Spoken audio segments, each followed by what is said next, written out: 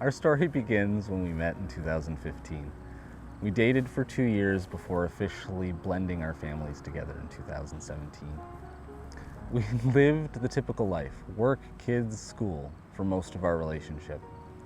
We decided to grow our family and we welcomed 2 more children in 2020 and 2021. It was somewhere in here we began to lose ourselves and each other.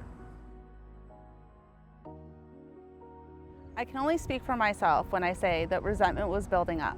I no longer cared about anything except getting through the day. This led to the breakdown of our relationship.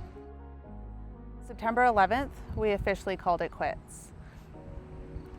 We still lived in the same house and had to parent our children together. After months of living in this less than ideal situation, I decided to lean on my support group and started to take their advice. I opened my heart and my mind to the idea of God. It amazes me to look back and see how quickly God was working in my life. The people He brought before me to help bring me closer to my faith in Jesus. At my new job, I was shown so much grace, not just on a professional level, but as I navigated my personal life. I started to see that there were good people in the world, and I wanted to be one of them too. So when I was invited to attend Forward Church, I decided to go.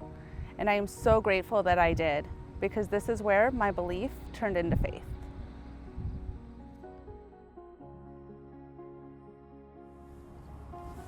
Jessica is right saying resentment built and drove us apart.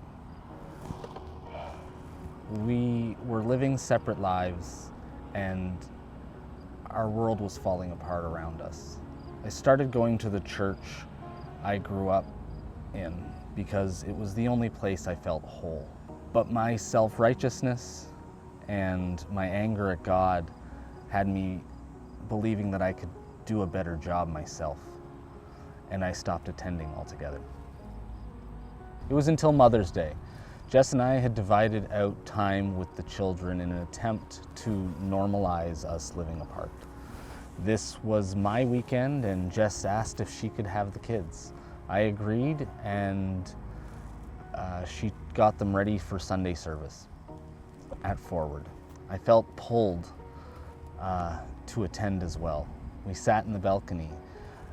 The service ended with a message of hope for families and couples. I left there thinking, maybe it's not too late. It was that afternoon that Joel approached me. The look on his face told me he had something important to say, but nothing could have prepared me for what he said next. He asked me if I wanted to reconcile.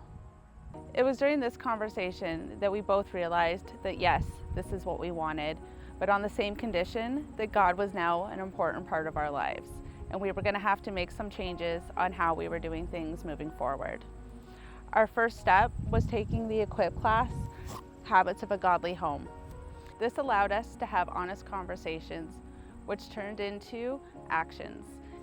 Each day, we were seeing God work not only in ourselves, but in each other. When the opportunity came up for baptism, Joel and I locked eyes. He looked at me and said, "I think I'm getting baptized today." And I replied, "I think I am too." Now we are both building a relationship with Jesus, individually as well as together. Every day we try to show the grace and love we received while we were doing everything wrong. We find ourselves turning to God for both the easy and the hard times. Spending time reading scripture, praying, and building our community within the church reminds us to take pause, show gratitude, especially forgiveness.